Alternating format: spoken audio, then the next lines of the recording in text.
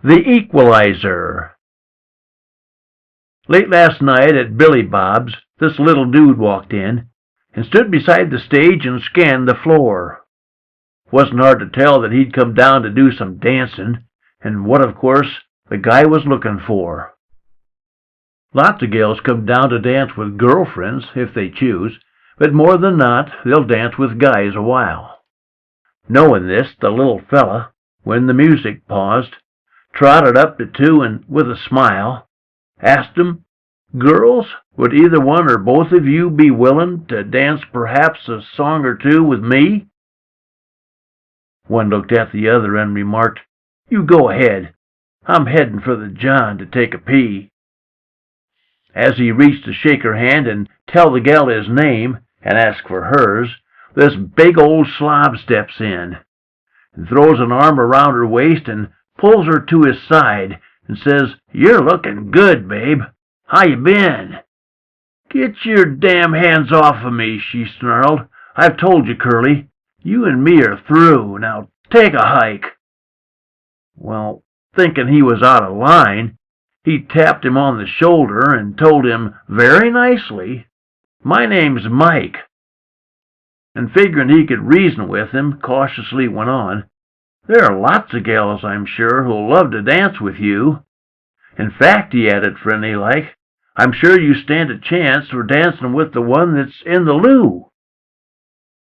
With absolutely no desire to fight the ugly fool, plus with him being drunk and twice his size, of course he started shaking as the moron sized him up, glaring down with cold and crazy eyes.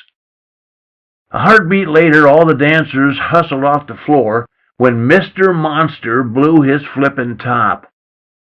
Tough as nails and trained in self-defense, he started in, as someone rightly hollered, "Call a cop!" He picked him up and flipped him as he hollered, "That's karate, and that there's from Korea, little man." Then spun him around and slammed him down, roaring in his face, "And that there, son's jiu-jitsu from Japan." Crawling off the dance floor on his knees, the little fella finally reached a chair where he could rest. But watching that obnoxious jackass whipping around the cutie to whom to dance he'd offered his request got his blood to boiling, especially knowing that she'd told him, in no uncertain terms, to hit the road. Well, he stumbled out the tavern door, but not to leave, you see, 'cause he was in a getting-even mode. Of course, seeing him leave, the vicious brute was feeling sure as hell that he'd just whooped another pint-sized punk, when what he actually did, you see, was stumble to his car and fetch an equalizer from its trunk.